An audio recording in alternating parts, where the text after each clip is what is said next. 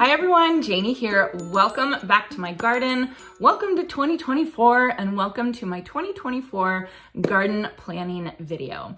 I am super excited about this video because I'm one of those people that love planning. I love planning, I love organizing, I love thinking about how I'm going to do things differently to optimize my productivity. I know that sounds dorky, but it's true. So I get really excited come January because January is the perfect time to start planning your garden. It's not so late that you haven't forgotten about your wins and losses from last season, and it's still early enough that you're not going to miss anything like seed starting or planting bare roots or anything like that. So January is a very fun month for planning your garden. I think it's the perfect time to do it because we're all inside, it's cold, it's rainy, all that kind of stuff. But this is the beginning of the gardening season. Now, I do want to say, if this doesn't excite you, if this kind of stresses you out what I'm talking about, don't do it. This is supposed to be fun. This is just one way of approaching the gardening season.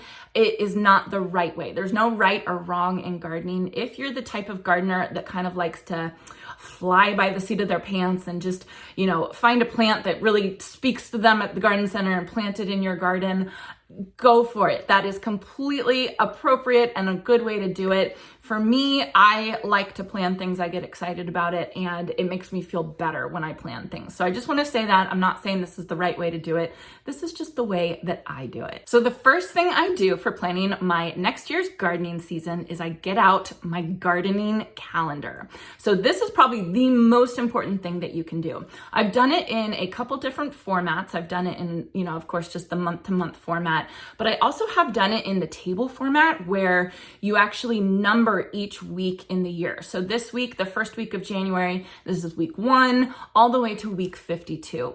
And the reason why I've done that before is because that's actually how growers do it. That's actually how nurseries and facilities that grow plants do it, and it's a good way to keep yourself organized if your brain thinks that way. So for instance, if your plant that in question gets fertilized every 6 weeks, if you've fertilized it in week 6, then you need to fertilize it again in week 12, and so on and so on and so on. So it's just a different way to do it. I've definitely done it before. I'm back to the month-to-month version just because I don't know, just because this year I kind of changed it up. But I really did think about doing it the table way. So just decide what you want to do for your gardening calendar, pick it out and have it with you starting at the beginning of the year because you are going to be adding to it all season long. So this step for me is key and my gardening obsession.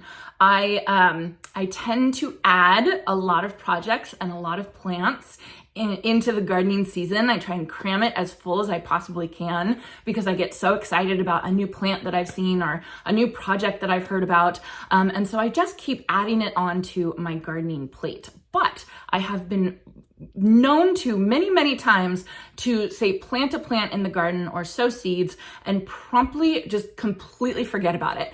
Just completely forget what I'm supposed to do, how I'm supposed to fertilize it, when I'm supposed to harden it off and plant it out for seeds. It's just something that, it's really easy to do if you get really excited. And then if you don't keep track of what you're supposed to do for that particular plant, it can be a complete waste of time and a complete waste of money. So with a gardening calendar, when you get that plant or when you start that project, you immediately put down on your gardening calendar how to care for that plant or how to care for those seeds or how to care for those bulbs.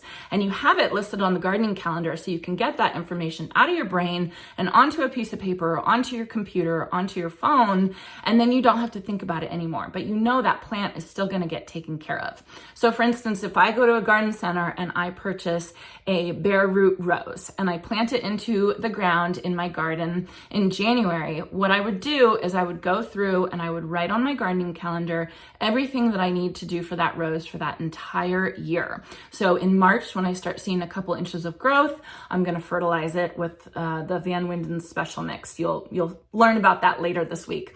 And then I'm going to fertilize every 4 to 6 weeks. And so I'll put the fertilizing day on my calendar. And then when I need to stop fertilizing because it's gotten too hot in the season, when I need to defoliate and later on, all those things are going to be put in the calendar just so that I don't have to worry about it. And I know that my money spent on that rose is going to be worth it, because that rose is going to thrive because I'm going to take care of it. So basically every seed, every bulb, every annual, every shrub, every tree that you purchase from today on, you are immediately going to put all that information into your gardening calendar so that you know it's going to be taken care of.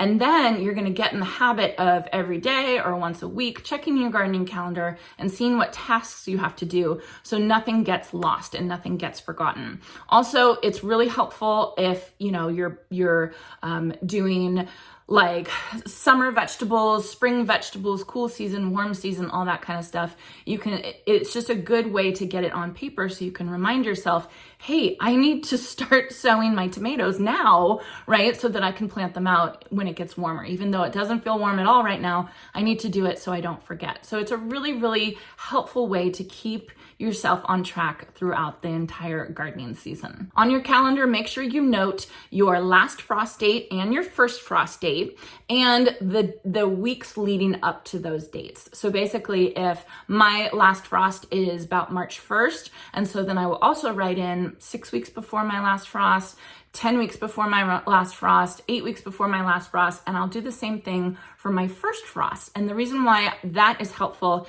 is because it's helpful for seed starting. So basically, if you look on the back of a seed packet, it will tell you, this is a personal seed packet. Hold on.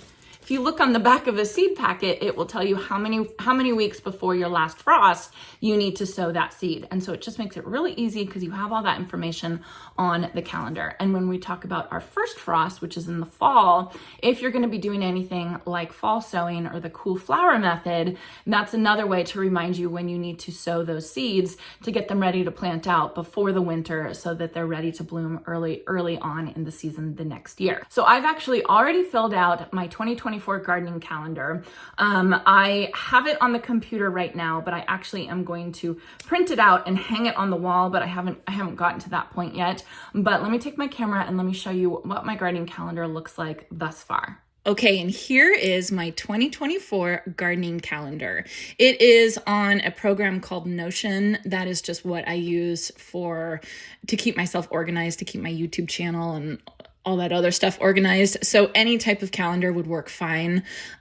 So this is the beginning of my gardening calendar. I'm definitely going to add to it. And then eventually I will print it out and I will hang it on the wall of my office, because then that will allow me to each day kind of just look at exactly what I need to do. So you can kind of see here some things like, for instance, on the 7th, I'm planning to plant my bare root roses. That doesn't mean that I have to only plant them on the 7th. I just know that sometime this week, I'm going to be planting bare root roses because that's the time of the year to plant them. I have over here, this is 6 weeks before my last frost here in Northern California. So I know that if I have any seeds that need to be sown 6 weeks before my last frost, I know that I better do it this day or sometime around this day.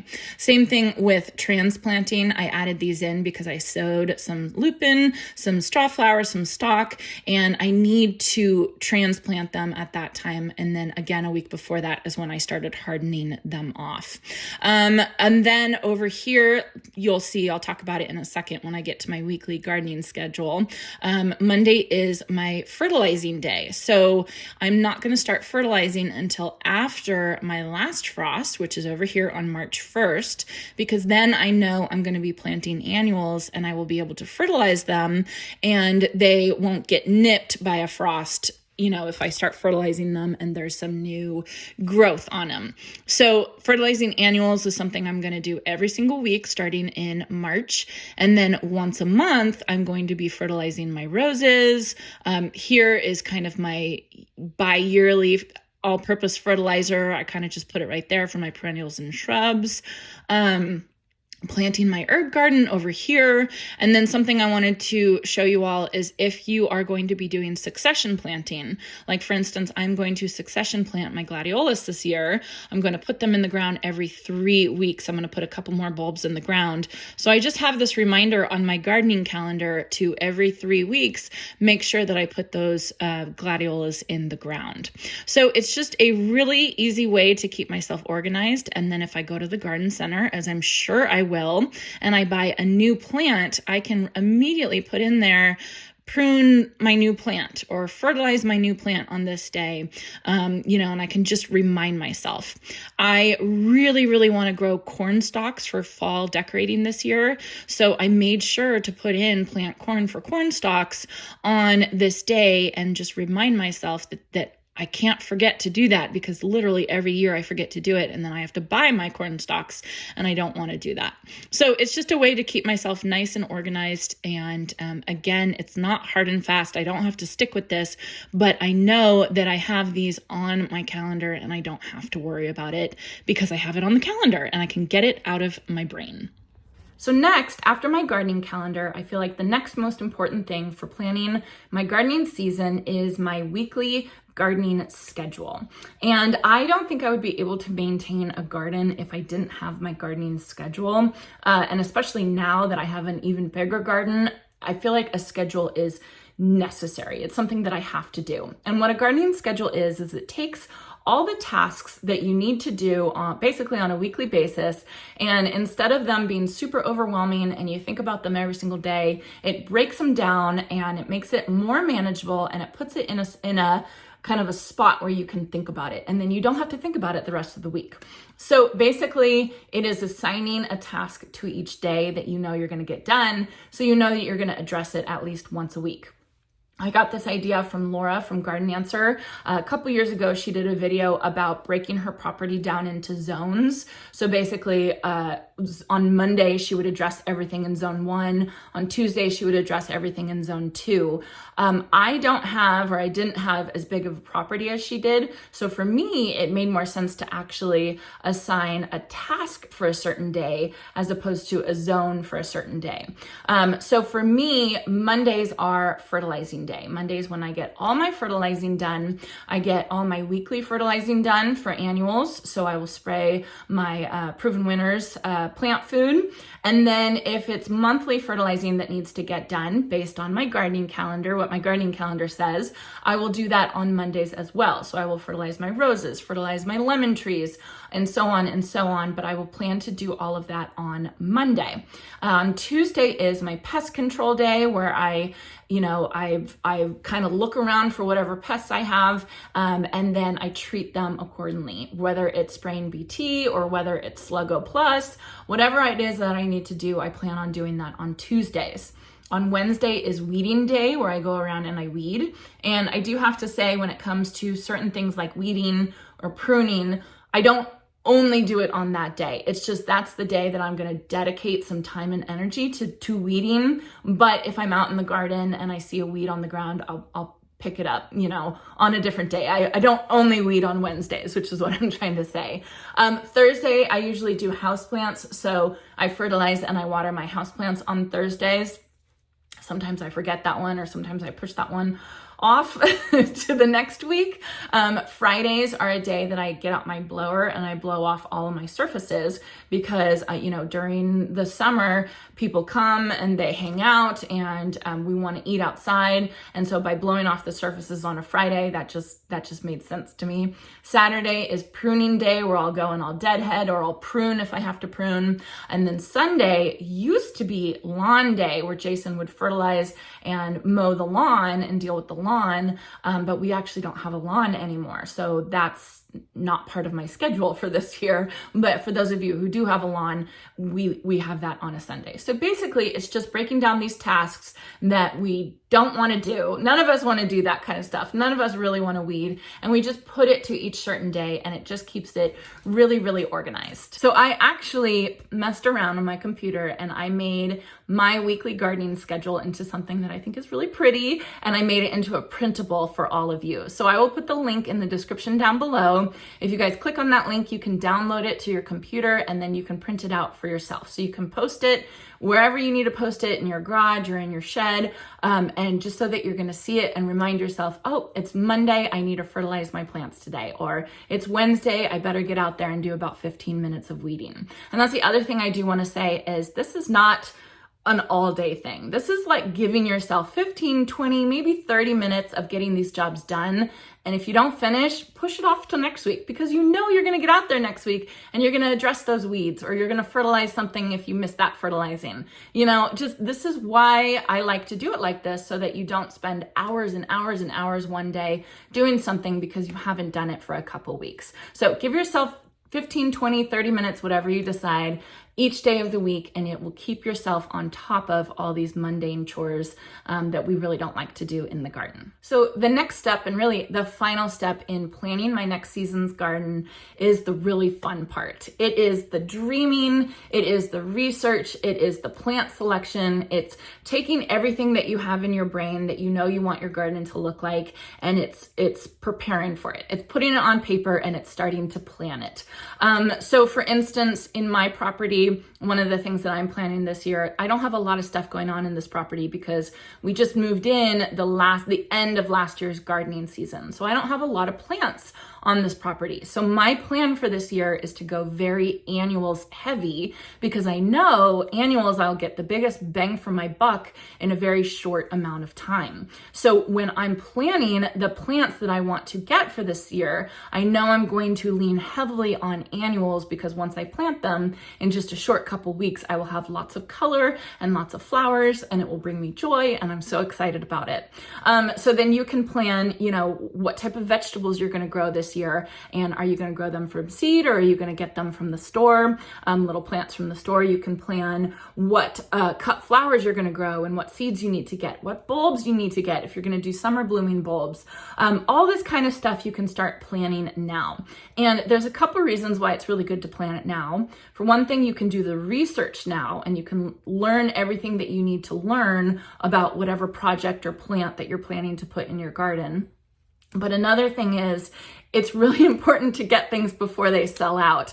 That is one thing that I have definitely learned over the years of gardening, is that things sell out so fast. And there's a lot of times, if you're going to be picky and if you want a specific variety or a specific type of plant, you either need to get on the wait list or the pre-order list very quickly, or you might run the risk of just completely missing it and not being able to get your hands on it. So that goes for seeds, that goes for bulbs, and that also goes for plants.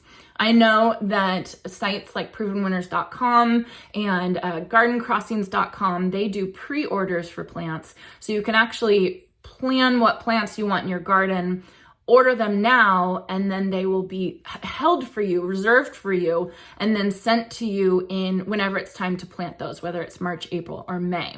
So that's another way to kind of take this planning and dreaming and plant selection even further, because you're actually purchasing all the plants now, and then you just have to wait for them to get delivered to you, and then just basically put them in the ground. Because I do this as a job now, because I work for Proven Winners and I test out a lot of plants here in California, I have to go one step further even, and I actually have to map out my garden and map out where I'm going to put these plants, and color selections and variety selections and heights and all that kind of stuff. So I have to put it on a piece of paper and actually draw pictures of what my garden is going to look like. So garden design, basically. That is super overwhelming for a lot of people.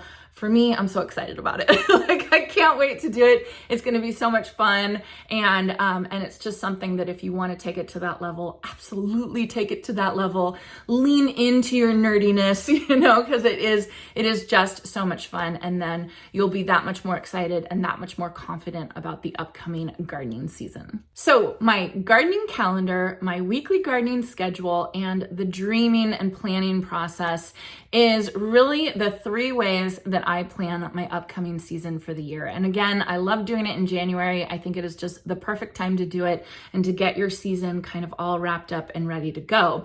Again, it's gonna change, and nothing is ever perfect. There are times when it is just so hot. Yeah, right. Am I gonna get out there and weed anything or, or fertilize anything? Or I might add new projects as time goes on or find a new plant. So, I'm starting with this plan, but I'm very flexible with it. And I don't get down on myself if I don't stick to this plan absolutely perfectly. It's just a way that I can kind of keep myself organized a little bit.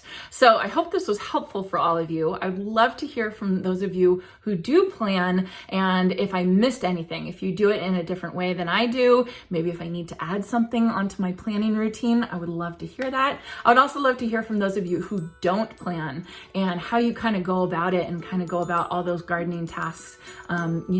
Is it just in your brain and you don't have to think about it anymore? I'd love to hear that. So write that down in the comments section. I hope you all enjoyed this, and I hope you all have a chance to get in your garden today.